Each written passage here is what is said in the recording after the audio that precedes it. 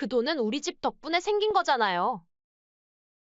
어머님이 우리 집에 계실 때 로또를 사신 거고, 우리 집에 좋은 기운으로 당첨된 거라고요. 그러니까 당연히 그 돈은 우리 거죠. 당연히? 당연히 뭐가 당연해? 창고방에 억지로 밀어넣고 그것도 마지못해 받아준 그 집의 좋은 기운. 정말 그렇게 생각해? 어머님, 그때는 저희도 상황이 며느리가 말을 돌리려 했지만 제가 자르고 말았어요. 며칠 전에 동네 마트 아주머니가 나한테 그러더라. 네 며느리가 돌아다니면서 무슨 말을 하고 다니는지 알아? 라고 하면서. 며느리 지영이의 얼굴이 순간 굳어졌어요. 자기네 시어머니가 로또 당첨금을 혼자 독차지하려고 한다고? 자식들 목까지 가로채서 혼자 쓰려고 한다고. 그렇게 소문내고 다녔다며? 안녕하세요. 저는 올해 72이 된 김은숙이라고 합니다. 제가 이렇게 글을 쓰게 된 것은 얼마 전 제 인생에 믿기지 않는 일이 있었기 때문이에요. 20억 로또 당첨이라는 행운이 찾아왔거든요. 하지만 이 행운은 제게 돈보다 더 값진 것을 가져다 주었답니다. 어떤 것이었냐고요? 바로 제 자신을 되찾게 해준 거예요. 그동안 잃어버렸던 제 자존심과 당당함을 말이죠. 저는 그동안 늘 주변 사람들의 눈치를 보며 살았어요. 특히 아들 민수와 며느리 지영의 눈치를 많이 봤죠. 자식들에게 폐가 될까봐, 귀찮은 존재로 여겨질까봐 항상 조심스러웠거든요. 어머니, 이번 주말에는 좀 어려울 것 같아요. 지영이도 피곤해하고, 저희도 일이 있어서. 다음에 시간 될 때 연락드릴게요. 어머니, 요즘은 자식들하고 같이 사는 게 쉽지 않잖아요. 어머니 세대하고는 달라요. 이런 말들이 제 일상이었어요. 지난 설날에는 덜 외롭게 보내려고 아들네 집에 가보겠다고 했더니 아들 민수가 한숨부터 쉬더라고요. 어머니, 저희 이번에 제주도 여행 가기로 했어요. 지영이가 예약까지 다 해놨는데. 아, 그래? 그럼 할 수 없지. 죄송해요. 다음에 시간 되면 찾아뵐게요. 그 다음에라는 말이 얼마나 공허한지 이제는 너무 잘 알아요. 추석 때는 또 다른 핑계였죠. 어머니, 저희 집이 너무 좁아서. 애들도 있고. 알았어, 괜찮아. 내가 너무 부담스러운 부탁을 했나 보다. 그런 건 아닌데. 어머니도 아시잖아요. 요즘 세상이. 매번 이런 식이었어요. 그래도 전 이해하려 노력했답니다. 요즘 젊은 사람들은 다 바쁘니까. 나 때문에 불편할 수도 있으니까. 하면서요. 하지만 마음 한구석이 늘 아팠죠. 내가 낳고 키운 자식인데 이제는 이렇게 남보다 못한 사이가 되다니. 특히 지난 명절에는 정말 서러웠어요. 손주들 용돈이라도 주려고 찾아갔더니 현관에서부터 썰렁한 기운이 느껴지더라고요. 며느리는 제가 가져간 음식을 대충 냉장고에 넣으면서 어머니, 저희 냉장고가 좀 작아서 음식 많이 가져오시면 곤란해요. 라고 하더라고요. 제가 정성껏 준비한 음식이 마치 쓰레기처럼 취급받는 것 같아 가슴이 아팠죠. 그래도 혹시나 하는 마음에 계속 연락도 하고 도움이 필요하다고 하면 열심히 도와주려고 했어요. 아들이 이사할 때는 제가 모아둔 돈을 보태주기도 했고, 손주들 학원비가 부족하다고 할 때도 보태주곤 했죠. 하지만 그때뿐이었어요. 돈을 받고 나면 다시 예전처럼 연락도 뜸해지고. 그러다 지난달, 제 집 수도관이 터져서 3일 동안 물이 나오지 않는 일이 있었어요. 겨울이라 수리하는데 시간이 좀 걸린다고 하더라고요.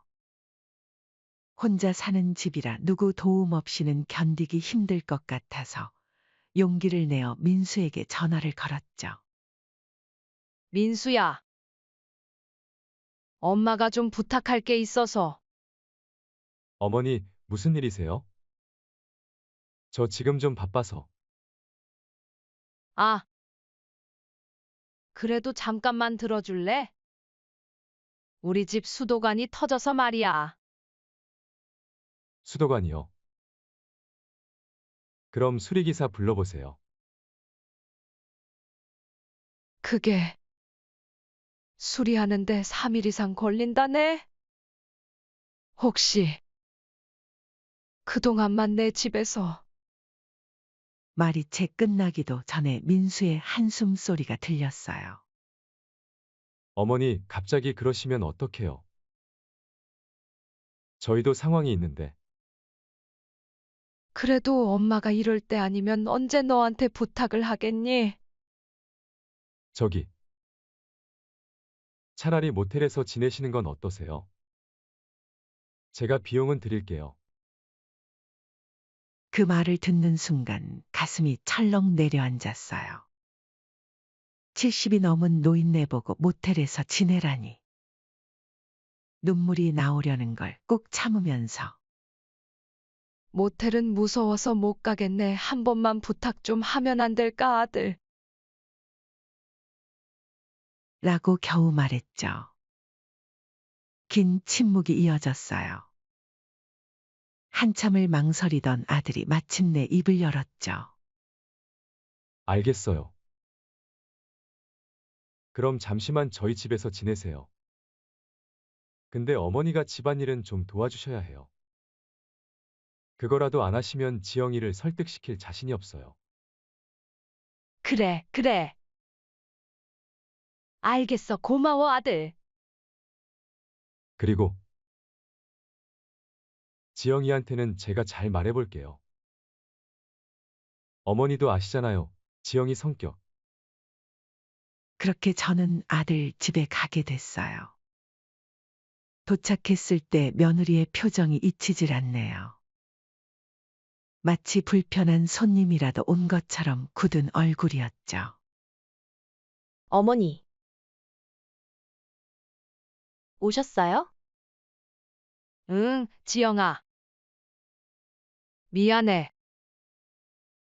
갑자기 이렇게 찾아와서. 아니에요. 들어오세요. 방은 저쪽이에요. 방은 창고처럼 쓰던 곳을 겨우 치워서 내어줬는데 습기 차고 곰팡이 냄새가 났어요.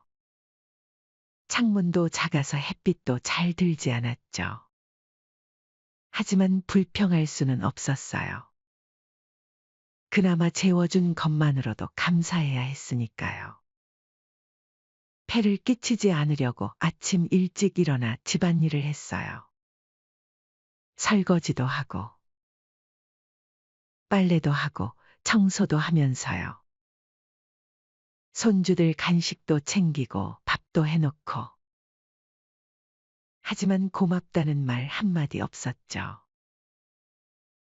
어머니, 그냥 두세요. 제가 하던 대로 할게요. 아니야, 내가 할 수 있어. 어머니가 하시면 제가 나중에 다시 해야 해요.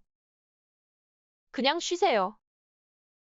그런 말들이 서럽긴 했지만 그래도 참았어요.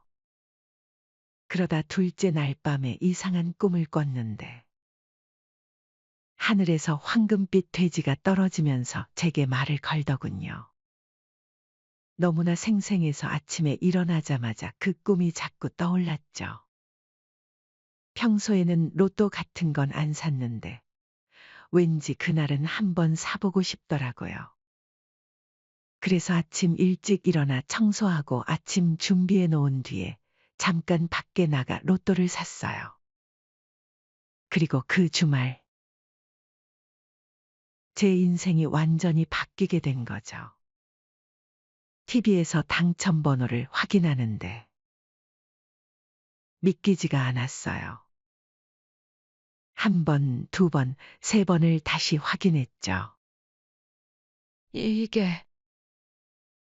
이게 진짜인가? 꿈이야, 생시야? 맞았어요. 1등이었어요. 무려 20억이. 그 순간 저는 울컥하고 눈물이 났어요. 그동안의 서름이 한꺼번에 복받쳐 올라왔달까요. 하지만 이상하게도 기쁨보다는 이 돈으로 인해 제 주변이 어떻게 변할지 두려웠어요. 특히 아들 부부가 이 소식을 알면 어떻게 변할지. 그리고 그 예감은 정확히 들어맞았죠. 그렇게 로또에 당첨되고 3개월이 지났어요. 그동안 저는 당첨 사실을 아무에게도 말하지 않았죠. 혼자만의 비밀로 간직하면서 이 돈을 어떻게 써야 할지 곰곰이 생각했어요. 사실 마음 한편에서는 이런 생각도 들더군요. 우리 민수랑 며느리는 이 사실을 알면 어떤 반응을 보일까? 흔히 보는 로또 당첨자의 비극처럼 너무 많은 돈이 생기니 겁이 나 이 사실을 숨길까 고민을 잠시 하다. 결국 당첨금을 수령하고 나서 아들 부부에게 이 사실을 알리기로 했어요. 그래도 제 자식이니까요. 여느 때처럼 연락도 없이 찾아온 제게 며느리는 얼굴을 찌푸리며 현관문을 열어주었죠. 어머니, 갑자기 무슨 일이세요? 전화라도 먼저 하시지. 응, 너희한테 할 얘기가 있어서. 저희 오늘 좀 바빠서요. 다음에 오시면 안 될까요? 그 말을 듣고 제가 돌아서려는 순간 문득 용기가 났어요. 저기, 로또 1등에 당첨됐어. 순간 며느리의 표정이 확 바뀌는 게 보였어요. 마치 마법처럼 그 찌푸린 얼굴이 환한 미소로 바뀌더군요. 네? 어머니, 정말이세요? 얼마나? 20억쯤 된다더라. 어머머. 어머니. 어서 들어오세요. 제가 차 끓여드릴게요. 여보. 여보. 빨리 나와보세요.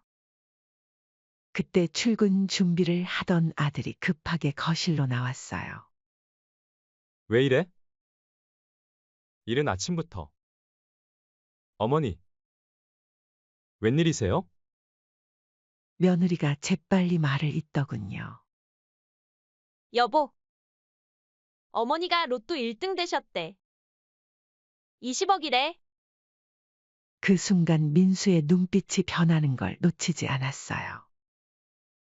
평소엔 귀찮다는 듯 대하던 아들이 갑자기 저를 끌어안더군요. 어머니, 정말 축하드려요. 이런 큰 선물이 다 있나.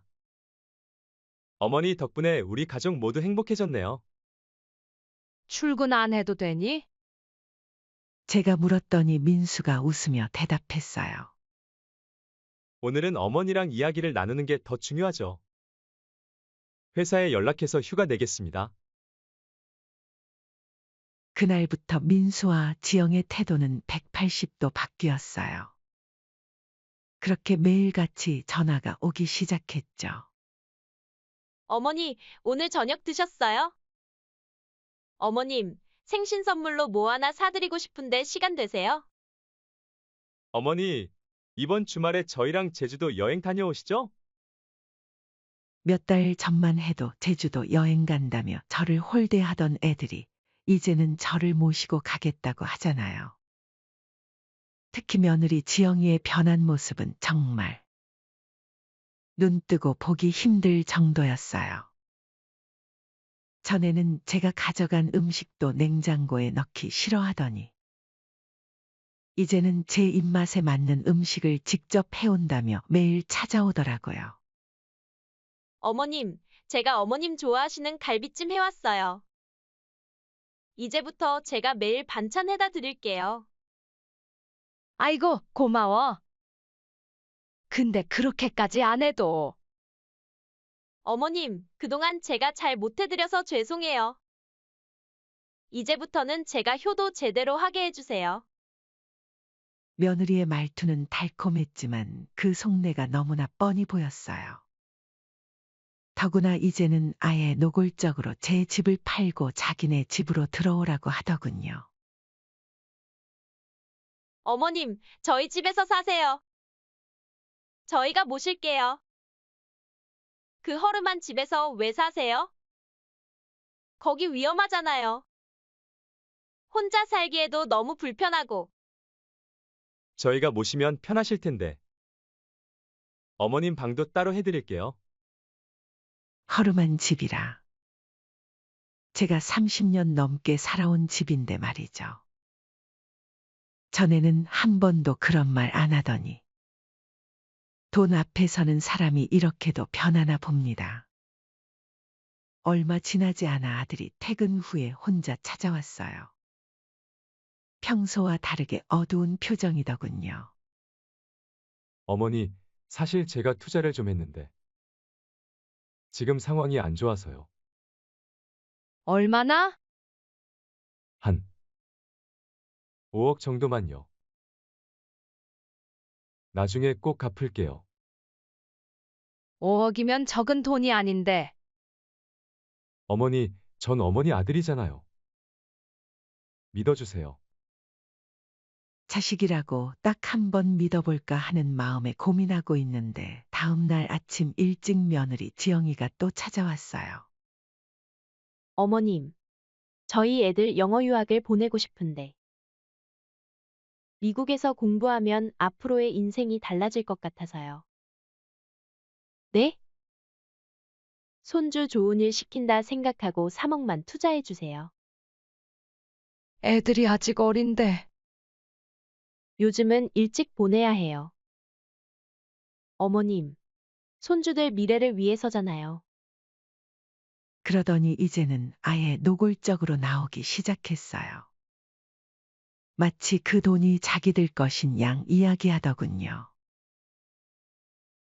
어머니, 그 돈을 어떻게 쓰실 건데요? 어차피 어머니 나이에. 그 많은 돈을 다 어떻게 쓰시겠어요? 저희가 대신 잘 운용해 드릴게요. 맞아요, 어머님. 은행에 그냥 두면 이자도 얼마 안 되잖아요. 저희가 투자해서 더 불려드릴게요. 심지어 어느 날은 이런 말까지 하더군요. 어머님, 솔직히 그 돈은 저희 집에서 나온 거나 다름없잖아요. 어머님이 저희 집에 계실 때 로또를 사신 거잖아요. 우리 집의 복이죠. 저희가 어머니 그날 안 재워드렸으면 이런 행운도 없었을 거예요, 호호. 그 말을 듣는 순간 머리가 핑 돌더군요. 그때는 절 받아주는 것조차 싫어하더니 이제 와서 그런 말을 하다니. 매일매일 압박이 이어졌어요. 아침에는 지영이가, 저녁에는 민수가 번갈아가며 찾아왔죠. 전화도 끊임없이 왔어요. 어머니 결정하셨어요? 저희도 계획이 있어서 그런데. 어머님, 다른 데 써버리시면 안 돼요. 저희 얘기 좀 들어보세요. 심지어는 제 친구들에게까지 연락해서 저를 설득해달라고 부탁했다더군요. 어머니, 친구분들께도 말씀드렸어요. 다들 저희 말이 맞다고 하시던데요. 그러면서도 한편으로는 제가 혹시 다른 사람에게 돈을 줄까봐 감시하듯 따라다니기까지 했어요. 마치 제가 그들의 돈을 빼앗아갈 것처럼 말이죠. 제가 마트에만 가도 며느리가 뒤따라 오더군요. 어머님, 제가 같이 장 봐드릴게요. 친구들 만나는 것도 못마땅해 하며 간섭하기 시작했어요. 어머니, 요즘 어르신들 노리는 사기꾼들이 많아요. 조심하셔야 해요. 그래서 저희가 어머니 돈을 관리해드리겠다는 거예요. 이런 날들이 계속되면서 저는 점점 더 깊은 생각에 잠기게 됐어요. 과연 이들이 진정한 가족일까? 이런 애들에게 내 노후를 맡겨도 될까? 그리고 마침내 저는 결심을 하게 됐답니다. 계속되는 며느리의 압박에 저는 점점 지쳐갔어요. 하지만 그들의 행동은 날이 갈수록 더욱 심해졌죠. 거의 매일 찾아와서 돈 얘기를 꺼내고 문자도 수십 통씩 보내고 그러던 어느 날 드디어 모든 것이 폭발하고 말았어요. 그날 아침 평소보다 일찍 현관벨 소리가 울렸어요. 어머니, 일어나셨죠? 저희예요. 며느리의 목소리였어요. 문을 열어주자 아들 부부가 급하게 들어왔어요. 두 사람 다 표정이 심상치 않더군요. 마치 큰 결심이라도 한 듯한 그런 얼굴이었죠. 어머니, 커피 한잔 하시죠. 지영이가 들고 온 테이크아웃 커피를 내밀었어요. 이렇게 아침부터 웬일이니? 어머니, 이제 그만 결정하셔야 해요. 민수가 거실에 들어서자마자 다짜고짜 말을 꺼냈어요. 무슨 결정? 제가 모르는 척 물었죠. 어머니, 이제 그만하시죠. 우리가 얼마나 기다렸어요? 한 달이 넘었잖아요. 며느리가 날카로운 목소리로 말했어요. 난 아직도 생각 중이야. 어머니, 도대체 뭘 그렇게 오래 생각하세요? 우리가 어머니 자식이잖아요. 아들 민수가 목소리를 높였어요. 자식? 그래, 너희가 내 자식이지. 근데 그동안 너희가 나를 어떻게 대했는지 기억나니? 나는 너희에게 돈을 맡기면 예전처럼 다시 돌아갈까봐 그게 걱정이 되는 거야. 어머니, 과거 얘기는 그만하시죠. 지금은 다르잖아요. 민수가 얼굴을 붉히며 소리쳤어요. 그래, 지금은 다르지? 내가 20억이 생기니까 달라진 거잖아? 어제 오늘 일도 아닌데. 갑자기 이렇게 급한 일이 생겼나? 어머님, 며느리가 한숨을 쉬더니 갑자기 무릎을 꿇었어요. 저희도 예상은 했는데 과거 저희가 서운하게 해드려서 그러시는 거죠? 제가 잘못했어요. 정말 죄송해요. 그동안 어머님한테 잘못한 거 다 인정하고 반성해요. 순간 기가 막혔어요. 일어나. 그런 거 하지 마. 아니에요, 어머님. 저 정말 잘못했어요. 그동안 어머님께 불효막심했죠. 이제 정말 달라질 거예요. 어머님이 주무시는 방도 저희가 따로 해드리고, 일어나라고 했잖아. 제가 버럭 소리를 질렀어요. 왜 이러세요, 어머니?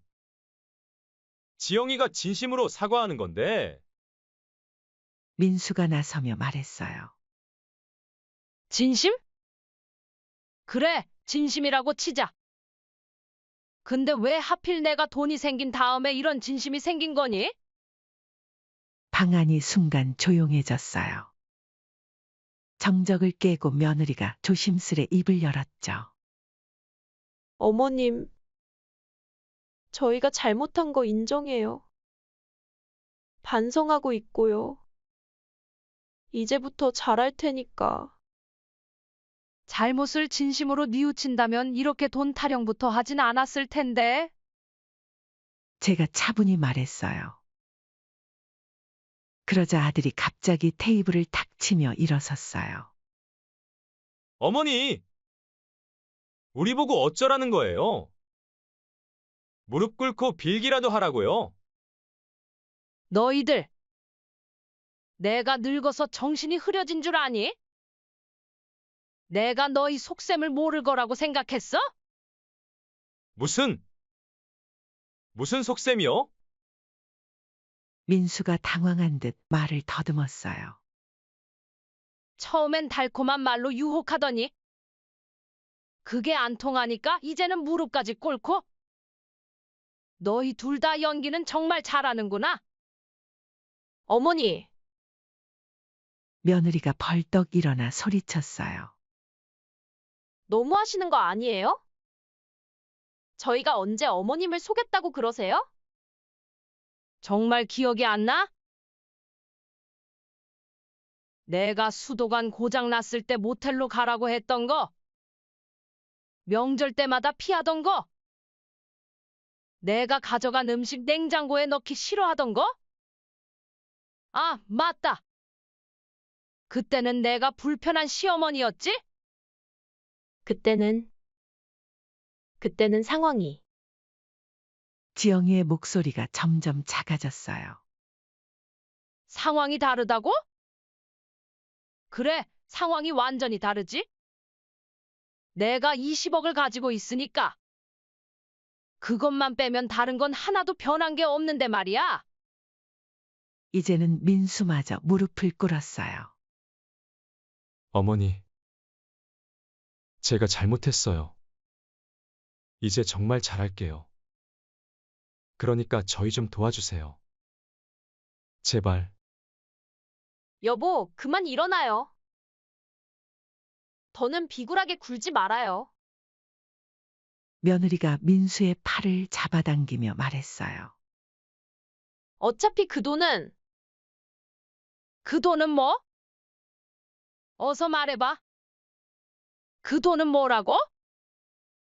제가 날카롭게 물었어요. 며느리가 이를 악물며 말했어요. 그 돈은 우리 집 덕분에 생긴 거잖아요. 어머님이 우리 집에 계실 때 로또를 사신 거고, 우리 집에 좋은 기운으로 당첨된 거라고요. 그러니까 당연히 그 돈은 우리 거죠. 당연히? 당연히 뭐가 당연해? 날반 지하 창고방에 억지로 밀어넣고 그것도 마지못해 받아준 그 집의 좋은 기운. 정말 그렇게 생각해? 어머님, 그때는 저희도 상황이. 며느리가 말을 돌리려 했지만 제가 자르고 말았어요. 며칠 전에 동네 마트 아주머니가 나한테 그러더라. 우리 며느리가 돌아다니면서 무슨 말을 하고 다니는지 알아? 며느리 지영이의 얼굴이 순간 굳어졌어요. 자기네 시어머니가 로또 당첨금을 혼자 독차지하려고 한다고? 자식들 목까지 가로채서 혼자 쓰려고 한다고? 그렇게 소문내고 다녔다며? 어머님, 그게. 며느리가 당황한 듯 말을 더듬었어요. 어제는 미용실에서도 들었어. 우리 며느리가 울면서 하소연했다더라. 시어머니가 너무하다고. 자기네 도움으로 받은 돈인데 배은망덕하다고. 지영아, 너 정말 그런 소리를 하고 다녔어? 며느리가 눈물을 글썽이며 말했어요.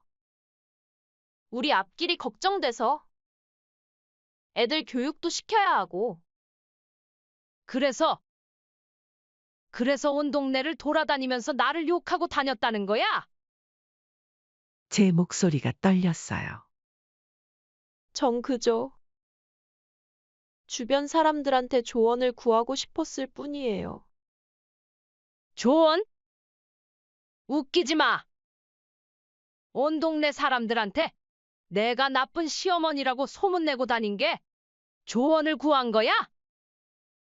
그때 옆집 사는 최 씨 아주머니가 보내준 문자가 생각나 보여졌죠. 은수가, 네 며느리가 요새 여기저기 다니면서 울면서 하소연하고 다닌다더라. 시어머니가 로또 당첨되고 본성을 드러냈다나. 자식들 돈까지 뺏으려 한다고. 말이 너무 심하더라. 아니, 그게 아니라. 며느리가 변명하려 했지만 이제는 제가 참을 수가 없었어요. 그만! 이제 그만! 제가 버럭 소리를 질렀어요. 나도 참을 만큼 참았어. 이제 내 진심을 말할게. 두 사람이 놀란 듯 저를 쳐다봤어요. 나는 그동안 너희를 지켜보고 있었어. 돈 앞에서 어떻게 돌변하는지, 어떻게 위선을 떠는지. 거기다 이제는 내 뒤에서 험담까지 하고 다니고? 어머님, 그런 건. 조용히 해. 내가 다 말할 때까지 들어. 제 목소리가 떨리고 있었어요. 너네들 내가 돈이 없을 땐 어땠어? 최소한의 예의도 지키지 않았잖니? 그러더니 돈이 생기니까 갑자기 효도는 효도대로 하겠다고. 근데 그것도 모자라서 이제는 온 동네를 돌아다니면서 나를 나쁜 사람으로 만들고? 잠시 숨을 고르고 말을 이었어요. 어제는 복지관에서 봉사하시는 김 선생님까지 나를 피하더라고. 알고 보니 우리 며느리가 거기서도 하소연을 하고 다녔다나? 시어머니가 돈 때문에 인성이 변했다고? 정말 가슴이 아프더구나. 며느리는 고개를 푹 숙인 채 아무 말도 하지 못했어요. 나는 말이야. 너희가 조금이라도 반성하길 바랐어. 진심으로 잘못을 뉘우치고 진정한 가족의 모습을 보여주길 바랐다고. 하지만 너희는 목이 메어 말이 잘 나오지 않았어요. 돈이 없을 때는 나를 귀찮은 늙은이 취급하더니 이제 와서 효도를 운운하고. 그것도 모자라 내 뒤에서는 날 욕하고 다니고. 참으로 가증스럽구나. 어머니! 그렇게까지 말씀하시면 아들이 울먹이며 말했어요. 그렇게 말하다 갑자기 제 머릿속에서 한 가지 묘안이 생각이 났죠. 자, 이제 내 말 잘 들어. 난 이미 결심했어. 어떤 결심이요? 민수가 떨리는 목소리로 물었어요. 그래, 너네 말대로 돈을 절반씩 나누자. 순간 민수와 며느리 지영이의 얼굴이 밝아졌어요. 어떤 일이 벌어질지도 모른 채 돈을 나눠주겠다고 하니 마치 모든 것을 용서받은 것처럼 안도의 표정을 짓더군요. 정말이요? 어머니, 며느리 지영이가 달려들어 제 손을 잡으려 했지만 제가 손을 뿌리쳤어요. 단 조건이 있어. 조건이요? 두 사람이 동시에 물었어요. 그래. 이건 법적으로 확실히 해야 할 것 같아서. 내일 변호사 사무실로 오면 알려줄게. 민수가 얼른 말을 받았어요. 당연하죠, 어머니. 저희도 그게 좋을 것 같아요. 확실하게 해두면 그럼 내일 오전 10시 강남의 박 변호사 사무실로 오거라. 네, 알겠습니다. 며느리가 기쁨에 겨워 말했어요. 그들이 돌아간 후 저는 곧바로 전화를 들었어요. 여보세요, 박 변호사님. 네, 김은숙입니다. 저번에 연락드렸죠? 재산 관련돼서 말씀드리는데요. 전화를 끊고 창밖을 바라보며 깊은 한숨을 내쉬었어요. 창가에 걸린 거울에 비친 제 모습이 낯설어 보였어요. 이렇게 차갑게 변해버린 내가 과연 맞는 걸까? 그날 밤 잠을 이루지 못하고 서재에 앉아 있는데 문득 장롱 깊숙이 모셔둔 남편의 영정사진이 눈에 들어왔어요. 여보, 우리 민수가 이렇게 될 줄 알았으면 그때 내가 더 단단히 가르쳤어야 했나요?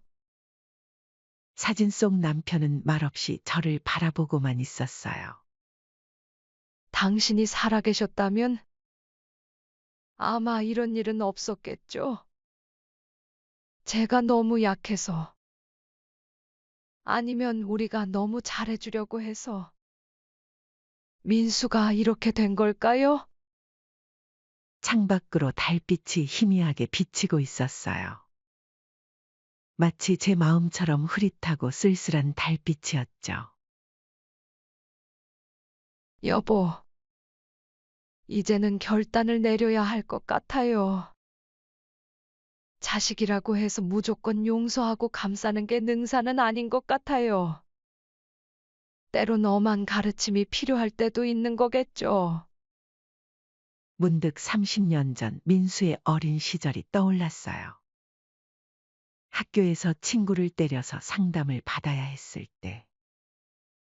그때 제가 더 단호하게 대처했더라면 지금처럼 되진 않았을까요? 하지만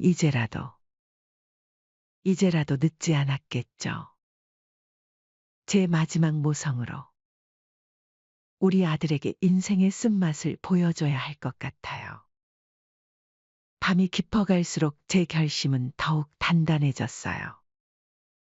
서랍에서 준비해둔 서류들을 다시 한번 꺼내 확인했죠. 내일이면 모든 게 끝날 거예요. 다음 날 아침 그렇게 약속된 시간이 왔죠. 그날의 일을 잊을 수가 없어요. 변호사 사무실에서 계약서를 읽어주던 순간을 말이죠. 이 증여 계약서는 김은숙 님이 보유하신 로또 당첨금 중 절반인 10억 원을 아들 차민수 님에게 증여하되 민수와 며느리 지영의 얼굴에 환한 미소가 번졌죠. 단 이 금액은 전액 사회복지재단에 기부하는 것으로 하며 차민수 니문희에 대한 어떠한 권리도 주장할 수 없음을 명시합니다. 순간 사무실이 쥐 죽은 듯 조용해졌어요. 뭐라고요? 민수가 벌떡 일어났죠. 어머니, 이게 무슨 소리예요? 앉아서 들어. 아직 다 안 읽었잖아. 제가 차분히 말했어요. 김은숙 님은 이미 해당 금액을 사회복지재단에 기부 약정하셨으며 차민수 님의 이름으로 기부가 진행될 예정입니다. 이로 인한 모든 기부금 영수증과 세금 혜택은 차민수 님에게 귀속됩니다. 어머니, 이럴 순 없어요. 며느리가 울먹이며 말했어요.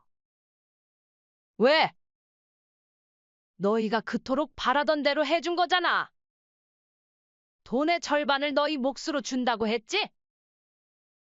그리고 그 돈을 어떻게 쓸지는 내가 정하기로 했고. 근데 기부라뇨? 저희더러 10억을 그냥 기부하라고요? 민수가 소리를 질렀어요. 그래. 너희 이름으로 기부하는 거야.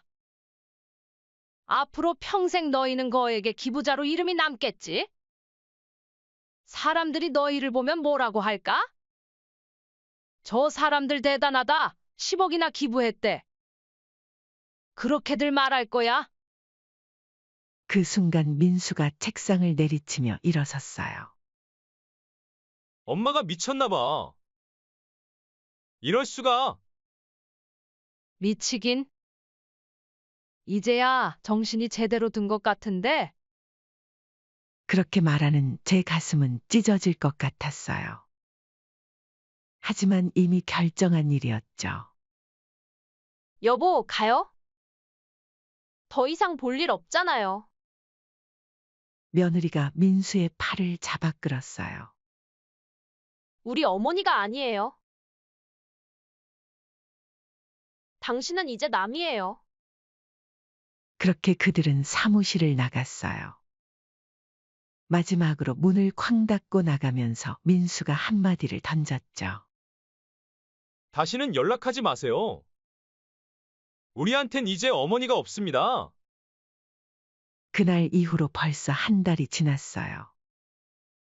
매일 밤 잠들기 전에 저는 생각해요. 내가 너무 심했나? 그래도 자식인데 이렇게까지 했어야 했나? 어젯밤에는 꿈에 어린 민수가 나왔어요. 엄마, 나 학교 다녀왔어요.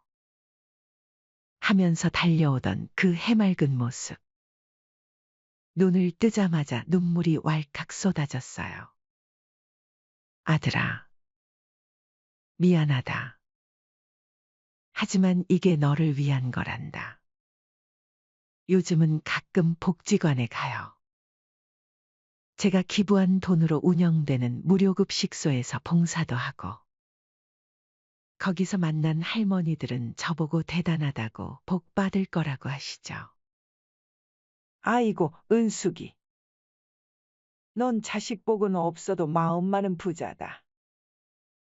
그 말을 들을 때마다 가슴이 아파요. 자식 복이 없다. 그래요, 전 자식 복이 없나 봐요. 아니면 제가 자식 복을 스스로 차버린 걸까요? 오늘도 창가에 앉아 지나가는 사람들을 보고 있어요. 가끔 민수 나이 또래의 아들과 팔짱을 끼고 걸어가는 어머니들을 보면 가슴이 먹먹해져요. 과연 시간이 지나면 자식들하고 관계가 다시 예전처럼 돌아갈 수 있을까요? 여러분이라면 이런 상황에서 어떻게 하셨을 건가요? 제가 기부를 한 처사가 너무한 것이었을까요? 팔자에 없던 돈 아들에게 주는 게 맞는 선택이었나 하고. 가끔은 후회가 돼 심정이 복잡합니다. 조언이 필요해요. 제가 잘한 걸까요? 창밖에 하늘이 유난히 파아요.